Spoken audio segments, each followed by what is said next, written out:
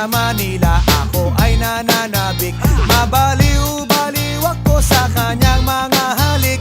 Okay lang di maiwasan na mamiss paminsan-minsan, pero pag kami nakita aking panggigigilan, di ko siya titigilan when she comes.